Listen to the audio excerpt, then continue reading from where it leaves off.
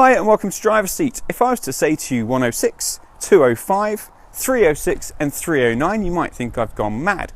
But precede that by Peugeot and follow it by GTI and the picture becomes clear. Hot hatch royalty.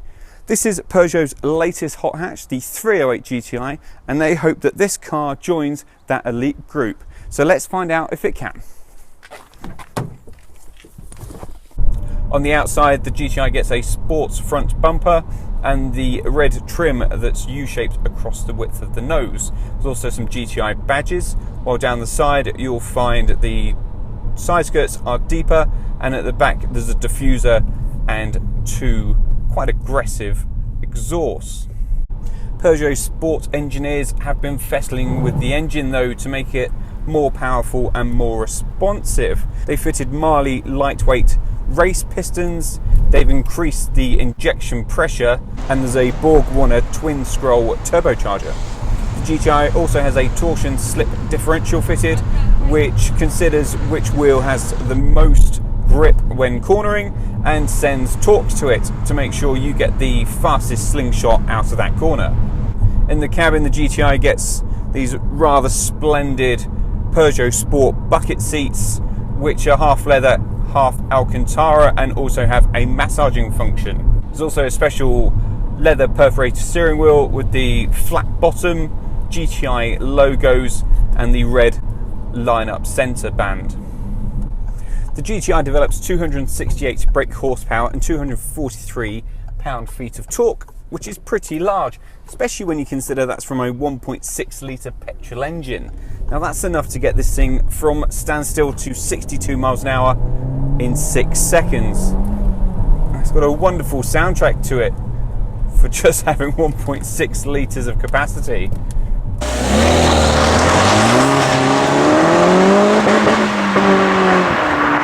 But those benefits are seen from the small engine with 47.1 miles per gallon on a combined cycle and 139 grams per kilometre of CO2. It's connected to a 6-speed manual gearbox which has quite a large gear knob head to it, so it's quite easy to grip and quite flashy with these red trim. It's not the shortest of throws and it feels reasonably solid and quite mechanical, so it really clunks into gear.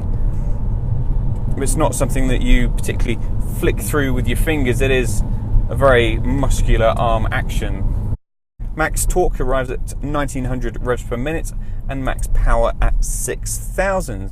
So there's a huge power band there. Get past that 2000 rev mark and you'll feel a surge come in. It's really, really impressive how much power this thing generates. Before then, it's okay, but it's not long until you're over that barrier. It will then just pull and pull until the rev limiter is hit. Next to the starter button is a sport button. If you press and hold that down, all the dials turn a very angry red. It increases the responsiveness of the engine and gearbox to the throttle, so you'll take off quicker, you feel that urgency. Most of the 308's body lean is well controlled. If you do throw it into a corner, there is a little bit of movement from the back end. You just feel it slightly lean in. But once that's happened, there's nothing more. It will then stay flat through the rest of the corner and will continue on that line that you've chosen. Overall, the steering's well weighted and very accurate. It doesn't give you much feedback and doesn't really tell a story of what's happening under the front wheels. But it's going to go where you want it to, which is part of the course, but not really part of the GTI driving magic experience. In the dry, grip's really very good, but in the wet, if you put any power on mid-corner, you'll find this thing understeers. With its lower suspension and large alloys, the GTI does have a firm ride. Around town though, it's actually not too bad. Everything's coped with quite well without being too crashy. However, get it on a country road, hit some potholes, and it really does start to bump and bounce around. Stopping power's uprated with the front discs being 388mm, whilst the calipers have been painted red for a little bit of extra exuberance. Other than the GTI specials, there's also plenty of standard kit, including LED headlights, while inside you get dual zone climate control, a 9.8-inch infotainment screen which has Bluetooth and DAB, and there's satellite navigation as well. This driver's bucket seat has plenty of adjustment to get comfortable. There's a pump lever down the side and a rotary dial to adjust the backrest. As mentioned, there are massaging seats as well. There's also electronic lumbar support. The steering wheel adjusts for reach and tilt, however the tilt is limited. But the biggest problem with the steering wheel's lack of height adjustment is with me sitting in the lower position, and I have to go quite high for this not to be the case, the top of the steering wheel goes straight through my speedometer and rev counter, which is a nightmare because I can't, constantly I'm moving around to try and see what speed I'm doing. Honestly, officer, I had no idea what speed I was doing. I just can't see.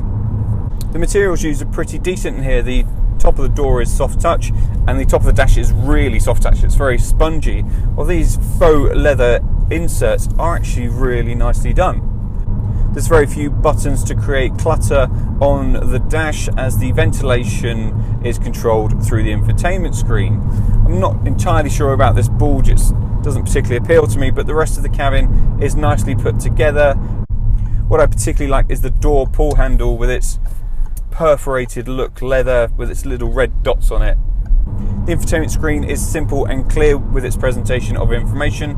However, it's not the simplest and easiest to use, and you can find yourself taking quite some time to do pretty simple tasks. It's not a bad system though, but it did, however, crash on me once, and by the time it came back using the sat-nav, it put me in the middle of a field for 5 minutes.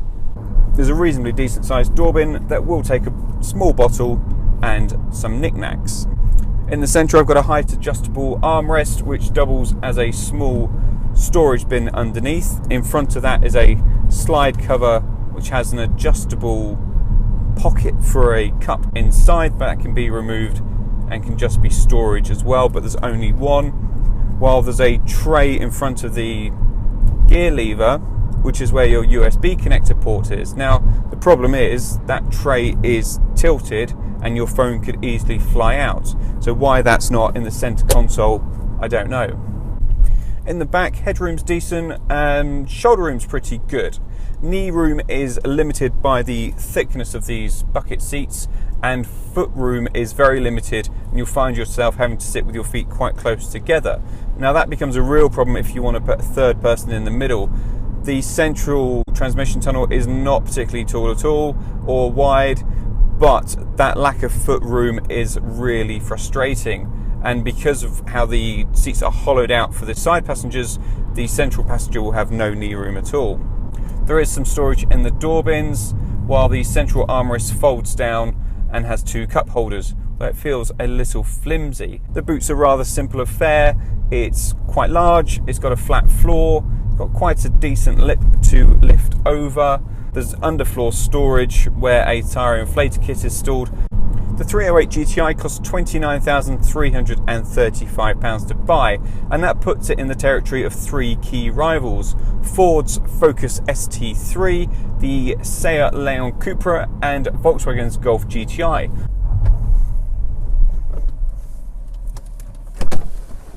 Well, the 308 GTI really is a very good car. It's super fast, it's well appointed inside, on certain roads it's quite comfortable, and it looks great, but it just doesn't quite have that personality that I'm looking for, and I've never really bonded with it, and for that reason, for me, it just misses the mark.